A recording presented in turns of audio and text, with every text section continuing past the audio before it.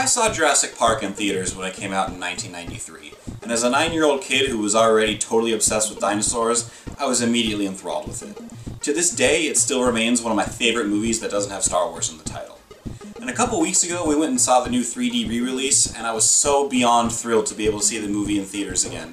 And even 20 years later, I still got the same thrill that I got when I was a little kid seeing all these crazy animals brought to life on the screen. It got me thinking about the Jurassic Park video games, and while everybody always remembers the Genesis and the Super Nintendo versions, I want to talk about the one that nobody remembers, Jurassic Park for the NES.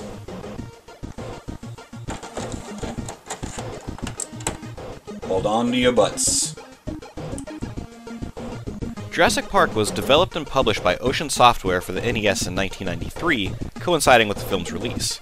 You control Dr. Alan Grant, armed with his trusty bazooka, and relive all the most memorable scenes from the movie, like the Triceratops stampede, river raft escape, and passage through the Velociraptor pens. So the game doesn't really follow the movie, like, at all. But which Jurassic Park games actually did? Watching the movie again, I realized just how few interactions there really were between the humans and the dinosaurs. It wouldn't make a very good game if they followed the story faithfully. And that's what makes the game fun. By not getting hamstrung by the film's plot, they were able to take the setting and use it to create something that would work as a fun video game. For starters, the game is filled with dinosaurs. While compies aren't featured in the movie, they're the main cannon fodder in the game, and while they don't look like much, they can and will swarm you if you're not careful. Dilophosaurus, or Spitters as they were nicknamed in the post-film marketing blitz, are kind of like stationary turrets you'll have to move swiftly to avoid in order to counterattack. Of course, no Jurassic Park game is complete without raptors, and while they're very fast and very tough, they can't walk through doors for some reason, but they are still going to kill you a lot. The thing with the dinosaurs is that they keep respawning. You're never really safe, which creates a lot of tension in the game, which I think is what does it justice as a Jurassic Park game. The fear of constantly being hunted and not knowing what's going to pop out from behind a tree when you walk by will have you gripping your controller a little bit tighter, because no matter how many bullets and kinds of special ammo you have, you can and will get killed if you're not careful. There are plenty of ammo upgrades scattered about, with different colors signifying different ammo types, like armor piercing or triple shots, but be wary of the question boxes. Some of them have boosts like health or invincibility, but others will drain health or even kill you outright. They're not random though, so as you learn the levels, you'll figure out which ones are safe to pick up. Another thing that comes with the liberties they took with the story is crazy boss encounters, like the aforementioned Triceratops stampede, where you have to keep Tim from getting crushed, or having to save Lex from the T-Rex, which is really the most frustrating part of the game. Stand perfectly still, Lex. Her vision's based on movement. She can't see you if you don't move.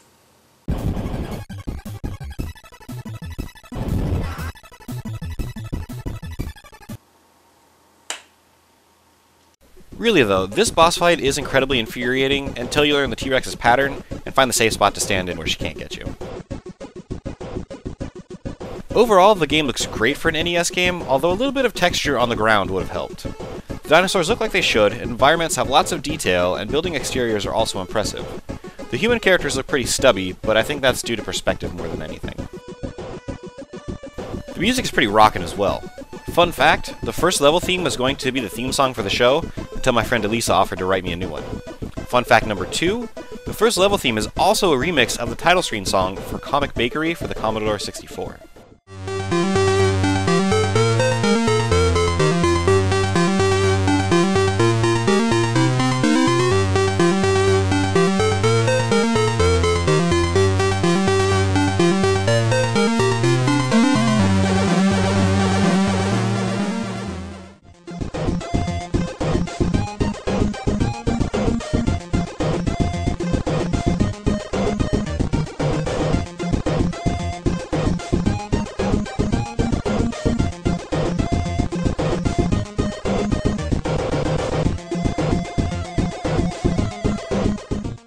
Since it was released as a tie-in for an extremely popular movie, Jurassic Park is not an uncommon game.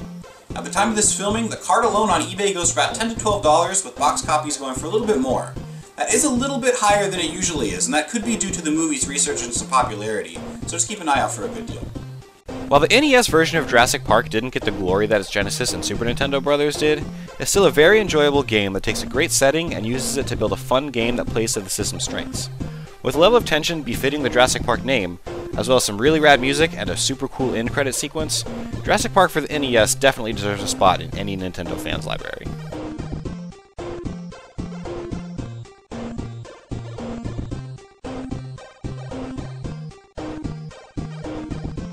That's another episode in the books. For more information on the show and what it's about, make sure to check out the website and like the Facebook page to participate in retro game discussions. You can follow me on Twitter as well.